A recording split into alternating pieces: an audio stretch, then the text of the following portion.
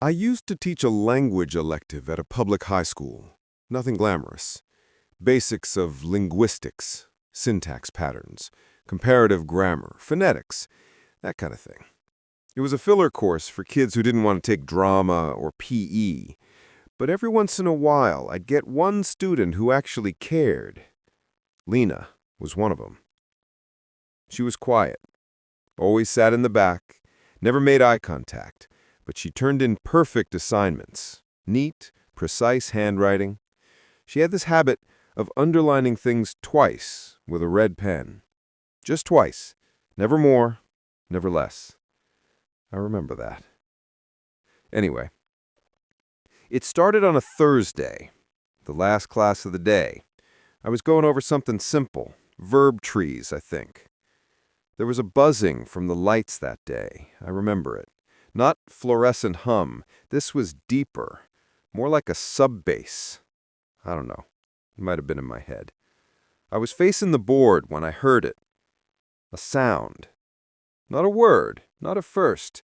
It was wrong, sharp, like a consonant grinding against itself, a sort of kutch-kurr, like someone scraping their throat with a knife. I turned around. The class was dead silent. Lena was standing, her hands at her sides, rigid. Her mouth was open just slightly, but the sound, it wasn't coming from her lungs. It was like it echoed from behind her teeth. She said something else then. It sounded like Velkathan, but the sounds didn't follow any real-world phoneme structure. Some of them weren't even possible to pronounce, like reversed consonants, spoken from inside the mouth. My skin crawled. Everyone just stared at her. I asked if she was okay. She blinked, sat back down. She didn't remember standing, didn't remember saying anything. After class, I checked the camera I'd set up in the room. We were testing AI for auto-captioning. It had caught everything, but the auto-captioner didn't pick up any of the sounds she made. It just labeled it unintelligible vocalizations, distorted audio, file error. I replayed it 10 times. The sound made me feel like I was going to be sick. It didn't seem loud at first, but the more you listened to it, the deeper it went, like it was whispering directly to your stomach. The last time I played it, I swear, and I know this sounds insane, I swear the audio glitched and I heard my own voice repeat it, not in the file, in the room, behind me. I turned off the speaker, and I didn't sleep that night.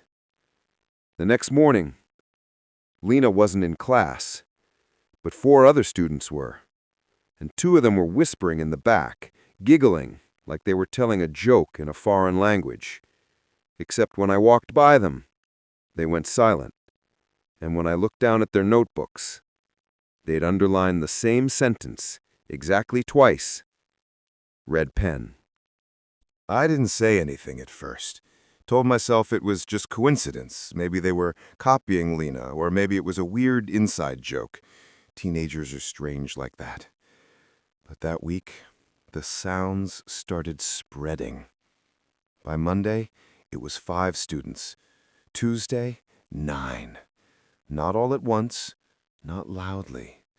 Some of them just muttered under their breath during tests. Some of them hummed it almost tunelessly. The worst was Jacobson. He was the class clown, always cracking jokes, never took anything seriously. I caught him, sitting in the back row one morning, with his eyes closed, slowly repeating something under his breath. It didn't sound like a joke. It sounded like prayer. I recorded him, just audio this time. I didn't want to spook him. The waveform was jagged, almost violent, peaks and valleys that didn't match human speech patterns. There were syllables in there I'd never heard before, and I've studied dozens of languages. The tongue placement alone, it shouldn't have been possible. I ran the clip through phonetic software, something I hadn't used since grad school. The output didn't give me IPA symbols. It gave me this. Thra, b, r, air, g, e, k, k, r, n, a, he. Unstable morphological pattern. Input language not static. That's when I contacted Reeves, Dr. William Reeves. We crossed paths at a conference years ago. He was working on using machine learning to identify lost root languages, Sumerian, Proto-Indo-European, that sort of thing. I hadn't talked to him in 6 years. I sent him the audio and asked one question. Does this sound human to you? He wrote back 2 hours later. No. Where did this come from? I told him I'd explain more later. I asked if he could run it through his neural mapping program. He agreed, but said, I'll be honest, I don't think this is a language. It's something worse. Lena came back to class Wednesday. She looked different, paler, like she hadn't slept. Her pupils were too wide. She didn't speak a word the whole class, but she drew.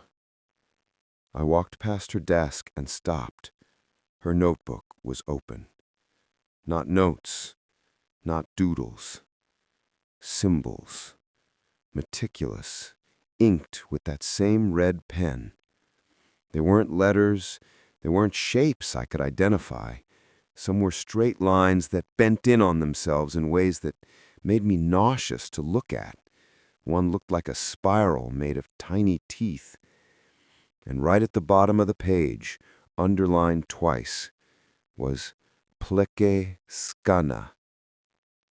I asked her what it meant. She looked up at me, slowly. Her voice was calm, monotone. She didn't write it. She blinked, looked back down, and then, this part I swear is true, she looked confused, like she was seeing the page for the first time. Then she ripped it out, folded it neatly into a triangle, and tucked it into her mouth. She swallowed it.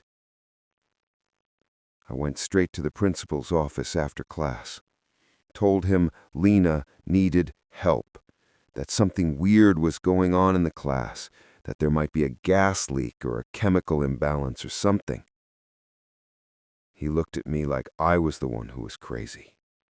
Told me Lena's test scores are excellent. She's been recommended for early admission. Maybe you're the one who's stressed out. I went home early. Checked my email. Dr. Reeves had sent me something. No text, just an audio file. It was the clip of Jacobson, but warped, overlaid, duplicated. The program had tried to match patterns, and what came out was something new. I played it once. The sound that came out, I don't know how to explain it. It wasn't words. It was inside me. Like it wasn't being heard with ears but felt by my bones, like a tuning fork struck inside my teeth. I paused it halfway through, suddenly dizzy. My hands were shaking. Closed the laptop. And when I went to bed that night, I dreamed in it. I was in a hallway. That's where the dream started. Familiar, but wrong. The scale was off. The floor was carpet, damp to the touch. The overhead lights buzzed like teeth grinding. It smelled like old paper, sweat, and static electricity. I was walking barefoot. I don't know why. Ahead of me, a door. Standard school door. Fogged window. From behind it, I could hear whispering. Not voices. One voice speaking from different places in the room. The same phrase over and over. Chaka nel ru, Chaka nel ru. I reached for the doorknob, and that's when I woke up. My jaw hurt, like I'd been grinding my teeth for hours. But that wasn't the worst part. The worst part was the blood. There was a smear of it on my pillow, not from my mouth, from my ear. I checked the mirror, nothing visibly wrong, but when I tilted my head, I heard something shift, something wet, and I couldn't shake the dream. That phrase kept echoing even when I was awake. I heard it when I ran the faucet. I heard it in the hum of the fridge. I heard it in the low-end hiss of my speakers when no music was playing, always whispering, Chaka nel ru. I emailed Reeves again, told him about the dream, about the sound.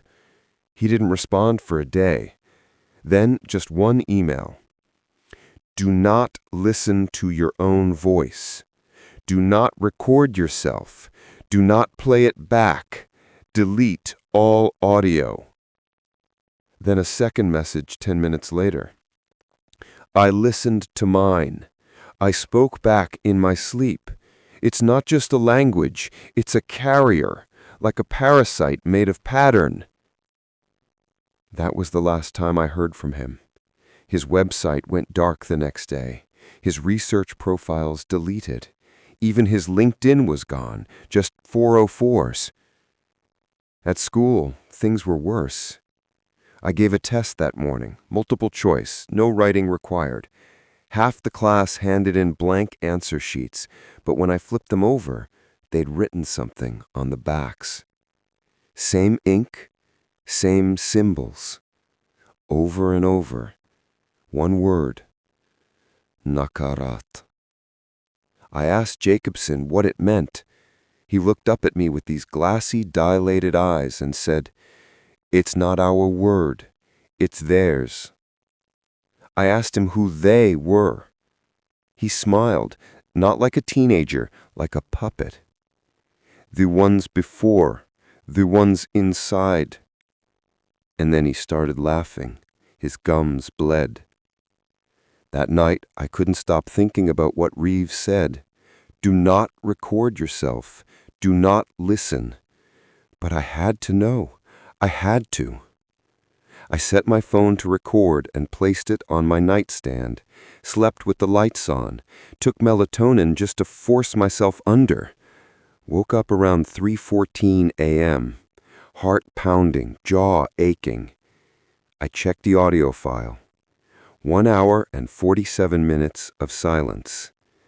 Then, a noise. Soft at first, then rising, like someone breathing through water, then speaking. The voice was mine, but the words, it wasn't English. It wasn't anything. There was a sound like bones shifting in syrup. My voice spoke 6 syllables. Chikri thrashun kikelendu. Then silence again. I don't remember saying it, but when I played it back a second time, I mouthed along. I didn't mean to. I didn't try to, but my lips moved, syllable for syllable, perfectly synced. At the end of the clip, I smiled, just like Jacobson. I stared at the screen for 10 minutes. Then I deleted the file, then the folder, then the entire app. But it didn't help, because the words were still in me. I started noticing it in their skin first. Not like rashes or bruises, nothing medical. It was under the surface, a kind of pattern like subtle ridges, like someone had etched lines into their bones and stretched skin over it. They were symmetrical, like glyphs carved beneath the flesh. Lena had them on her neck, Jacobson across his wrists. I asked about it once. Jacobson shrugged and said, "They're not for you." Lena stopped turning in assignments, but she still came to class. She didn't bring a backpack, didn't blink much either. She just sat in the back and listened, like the whole world was speaking only to her. One day she pulled out a notebook and began drawing again. Not symbols this time, structures. Tall black towers, no windows. Some looked like fossilized coral, others like inverted cathedrals, all connected by strange curves, like bones grown from geometry. At the top of every tower, a human mouth, wide open, no teeth. Then it happened to me. I was giving a lecture, something simple, on language isolates like Basque and Ainu, when I slipped. Mid-sentence. Mid-word, actually. Instead of non-Indo-European, I said, Nkai duku titri. The class went silent. No one laughed. No one looked confused. They all just stared at me and smiled, like I'd said the right thing. I ran to the bathroom, locked the door, looked in the mirror. My jaw was off. I don't mean metaphorically. I mean physically misaligned, slightly extended, like it had unhinged by a few degrees. I opened my mouth wide. There was blood on the back of my tongue. And something else. Not a tooth. It was softer.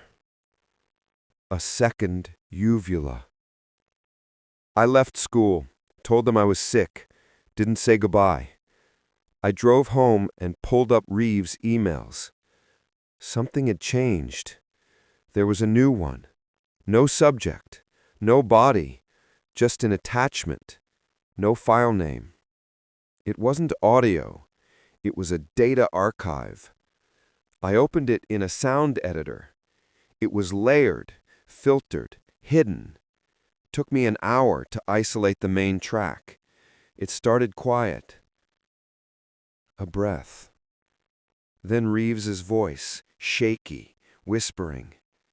If you're hearing this, they've finished writing. It's not a language. It's not a virus. It's a script. The words aren't the message. You are. Then silence. Then the sound again. Not a word. A chord.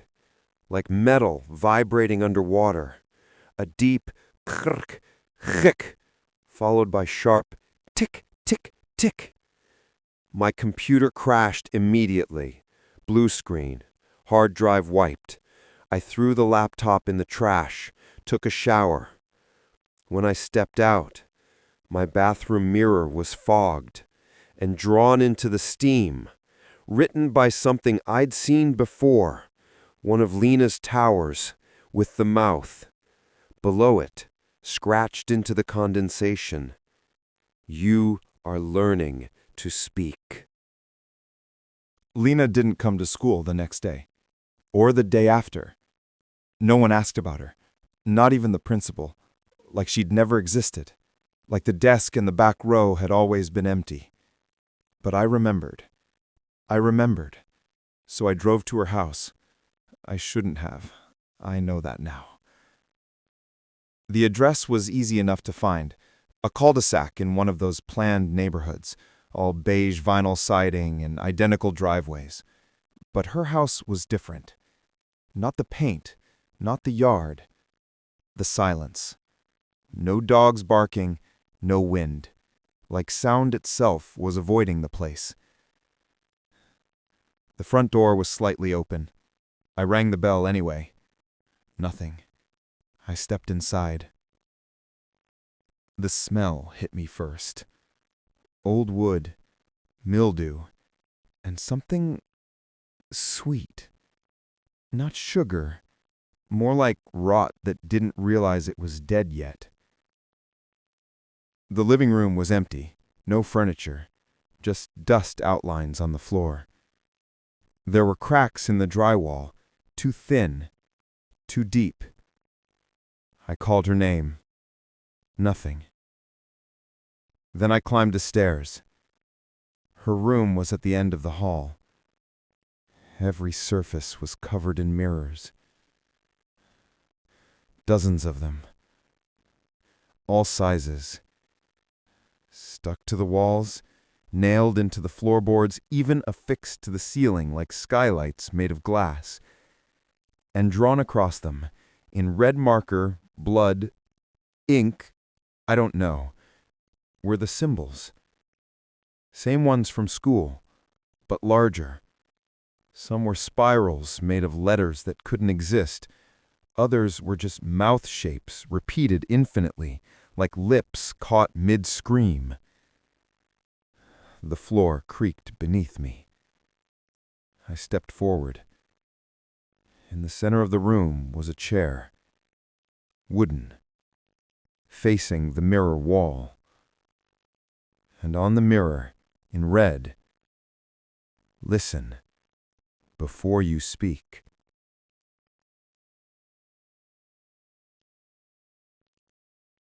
Then I heard it. A voice. Not Lena's, not mine. Coming from nowhere. The words weren't spoken. They were reflected. Like the room itself was saying them back to me, in reverse. Nakarat, Shalchun, Vefcha. And then, before I could stop myself, I repeated them, word for word. But it wasn't conscious. It was like my throat acted on instinct. My chest tightened. My tongue moved on its own. And my reflection in the mirror didn't move exactly with me. It was a fraction off. Half a second too slow. And then it smiled. I stumbled backward, fell against the wall. Glass cracked. I heard my own voice whisper from the floor. "Say it again." I ran. Out of the house, into the car. I didn't even put my seatbelt on. I drove for blocks before I realized I was crying. My jaw ached. My voice was hoarse. I hadn't screamed, but I'd spoken. Something had spoken through me. That night, back home, I tried not to sleep. I watched static on the TV, kept the lights on. But I still woke up at 3:11 a.m. In the hallway, the one from my dreams. Except this time, the door at the end was open. I don't remember recording anything, but they were there. On my phone, in my files, in folders I didn't create. 37 audio clips, all time-stamped between 3 and 4 a.m. over the last 2 weeks. I listened to the first one. It was my voice, clearer than I'd ever heard it. Not tired, not mumbling, articulate. Nakarat, Viskurn, El Thaman. Each word landed like a knock at the back of my skull. Not language, design. You could feel the shapes forming, instructions being issued. Not to me, through me. I listened to a second clip, then a third. The patterns started repeating. Not like loops, like structure. A framework. Something intelligent. Something finished. That's when I saw it. The most recent file. A new one. It wasn't labeled like the others. Just final.wave. I didn't open it. I swear. The phone did. By itself. The screen flashed. The speaker crackled, and I heard the voice. Not mine, not human. A clicking, rattling voice made of stone and breath and static. Speaking back, it said, "Receiver confirmed. Structure stabilized. Broadcast begins now." I dropped the phone, but the sound didn't stop. It was coming from inside the walls, from the TV, the vents, the pipes. My own mouth moved without me. I said, "I am Nakarat. I am mouth. I am throat. I am tower." I tried to scream, but I didn't have my voice anymore. Only theirs.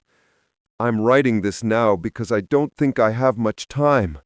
I haven't spoken in 3 days, not by choice.